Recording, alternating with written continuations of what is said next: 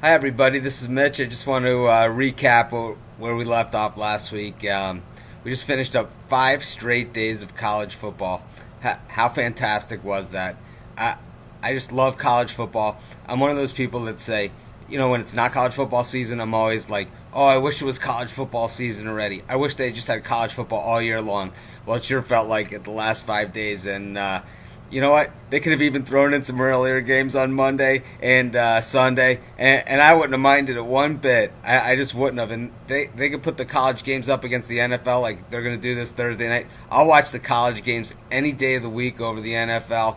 It is just so much of a purer game, a better game, and it's just a real game. The kids, they just left it all out on the field just all weekend long.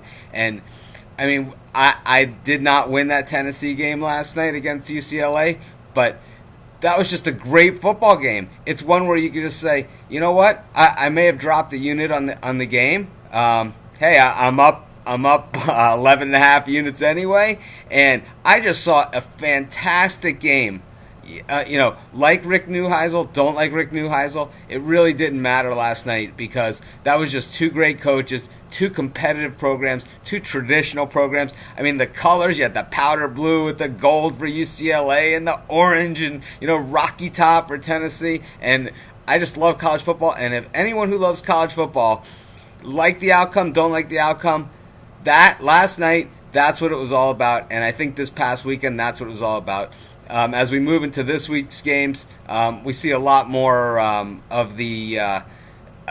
We see some big point spreads. We also, there's going to be some advantages here and some situations which we could probably take advantage because we're going to see some perceptions. The ACC, obviously considered a weaker conference. The SEC, considered very much the strongest conference.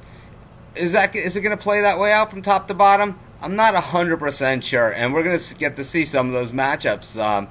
We got Florida and Miami this week. We got Wake and Mississippi. We got a lot of different games. We have some other from some of the other conferences. This is always a fun week. It's kind of that out of conference, and it's considered like a blowout week, and it's like they don't want to compete too heavily with the NFL with this. With some kind of gigantic schedule. They save it for the following week, which we know we're coming up on that big weekend, but I just want to recap and say it was just such a pleasure to be back in college football mode, just the full college football mode, and we're gonna stay that way all the way through the new year, and it's just great to know, and we'll just keep you posted, and I'll be back with some more insight on some of this week's games because I just see some great opportunities on the board.